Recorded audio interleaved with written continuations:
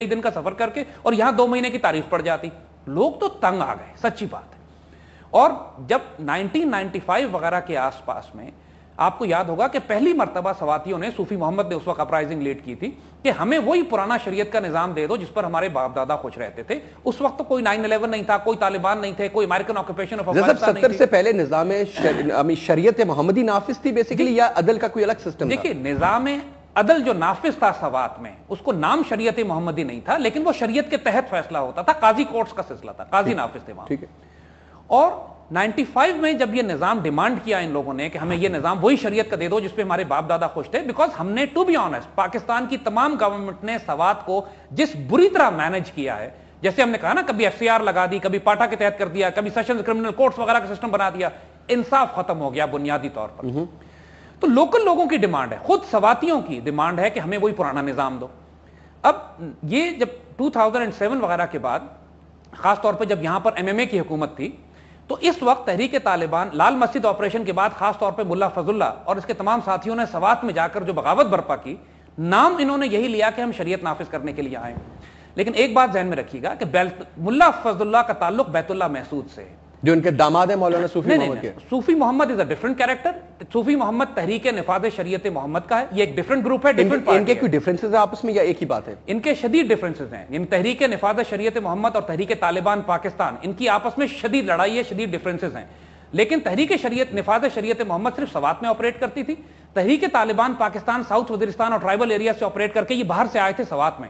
ठीक है। मुल्ला फजलुल्लाह लाल मस्जिद में उस्ताद भी था, टीचर भी था, और उसने लाल मस्जिद के बाद वहां जाके बगावत बुलंद की। मगर Mulla Fazlullah is also son in law of Sufi Mohammad, लेकिन इनकी आपस की लड़ाई भी है, यानी फजलुल्लाह ने अपने फादर इन लॉ को कत्ल कराने की कोशिश भी की है। सो इनके झगड़े हैं आपस में। ठीक।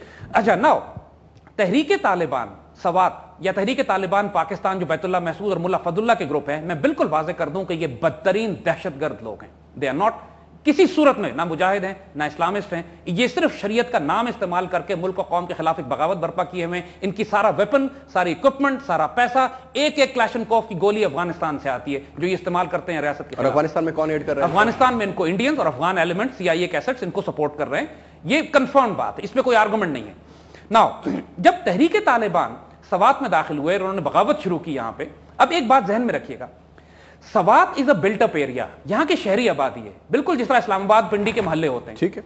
एक बिल्ट अप एरिया में जहां पे घर बने हुए हो, आबादी हो, नॉर्मल जिंदगी गुजरती हो, जब तालिबान वहां घुसेंगे तो आप इनको किस तरह निकालेंगे? वहां की पुलिस गायब हो गई, पुलिस को इन्होंने मार दिया। पूरी अवामी नेशनल पार्टी की जो गवर्नमेंट थी उसको बिल्कुल मार मार के खत्म कर दिया इन्होंने। बाकी को डरा धमका के निकाल दिया। मकामी आबादी तो लाइसेंस वाले असला रखने वाले थे, वो इस काबिल ही नहीं थे कि इनसे मुकाबला करते। ये तो दहशतगर्द थे, खुद को हमले करते थे, लोगों को दवा करते थे।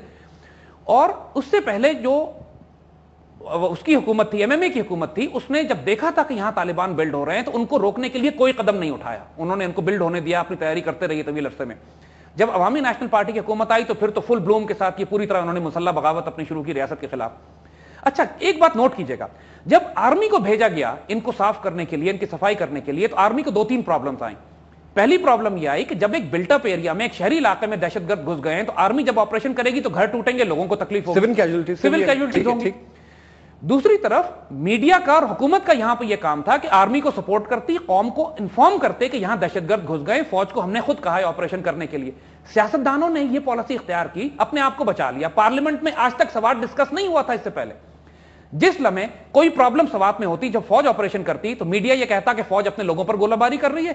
सियासतदान ये कहते हैं कि जी निगोशिएशंस होने चाहिए, आर्मी के जरिए कोई मसले का हल नहीं होगा। लेकिन इतने सारे बयानात में सिर्फ मुख्तलिफ, कुछ ये कुछ कहते थे, वो कुछ कहते थे, आर्मी का कुछ और बयान आता था, हकीकत कुछ और होती थी। आर्मी को आइसोलेट कर दिया इन्होंने, यानी army was left to do civil operations, कि जब पुलिस नहीं है, पैरामिलिट्री नहीं है, गवर्नमेंट नहीं है, तो पूरे सवात की वैली को संभालने का पुलिस ड्यूटीज भी फौज के हवाले कर दिया आपने।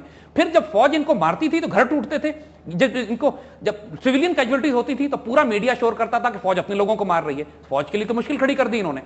अब जब फौज इनको पीछे हटाने के करीब पहुंचती थी, अवामी नेशनल पार्टी ने फौजी ऑपरेशन रोक दिए और इनसे कहा जी हम पीस डील्स करेंगे, मुआहदे करेंगे। 6-8 महीने का जो वक्त जाया किया, दोबारा रिग्रुप कर गए दोबारा।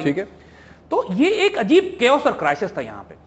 اب اس صورتحال میں آپ سواتیوں سے پوچھیں کہ وہ کیا چاہتے ہیں. جو سوات کے لوگ تھے انہوں نے کہا خدا کے واسطے ہماری جان, پہلا کام تو یہ کریں کہ ان طالبان سے جان چھڑائیں اپنی, کیونکہ یہ طالبان بدترین دہشت گرد, لوگوں کے گھروں میں گھس کے ان کی بیٹیاں اٹھا لیتے تھے کہ جی ہم نے اپنے نکاح کرنا ہے, ہمارے مجاہدین نے ان سے پیسہ وصول کرتے تھے زکات کے نام پہ, ان سے ان کو قبروں سے نکال کر لوگوں کو پھانسیاں دی ہیں. نہیں, کون سا اسلام ہے, کون سی شریعت. لوگوں کو میرے پاس اتنی فوٹیجز آتی ہیں صاحب, بندوں کو ذبح روڈ پہ کر رہے ہیں. اگر ہم وہ فوٹیج ریلیز کر دیں میڈیا پہ تو پوری قوم کو ایک ہفتہ نیند نہ آئے. اتنے بڑے دہشت گرد ہیں یہ لوگ, جس طرح لوگوں کو بچوں کو ذبح کرتے تھے.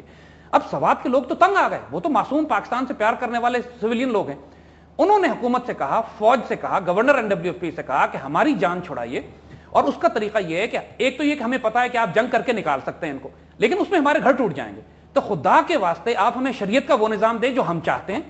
اس نظام کو دینے کے نتیجے میں طالبان کی یہ دلیل کہ ہم شریعت نافذ کرنے کے لیے ملک میں جنگ کر رہے ہیں, دلیل ختم ہو جائے گی.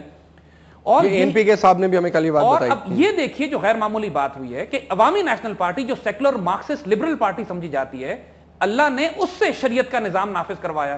گورنر NWFP نے اوکے کیا, عوامی نیشنل پارٹی نے اپروو کیا, مقامی ساری آبادی, the local population wanted this شریعت کا سسٹم جس میں یہ کئی سو سال سے رہ رہے تھے. اچھا ابھی یہاں پہ سر کیونکہ ایک بریک کا اشارہ ہوا, بریک لیں گے, لیکن تھوڑا سا ایکسپلین کریں گے شریعت ہے کیا. جی میں کیا طالبان کی شریعت کا کوئی اور کانسیپٹ ہے, شریعت محمدی میں اور طالبان کی شریعت میں فرق کیا ہے. بریک ہے جی. آج یہ سارے سوالات جو آپ کے ذہن میں جنم لیتے ہیں ان کے جوابات آپ کو ملیں گے, ہمارے ساتھ رہیں. We'll just take a break ہے جی. بریک کے بعد واپس آتے ہیں. زید حامد ہمارے ساتھ موجود اور گفتگو جاری رکھیں گے.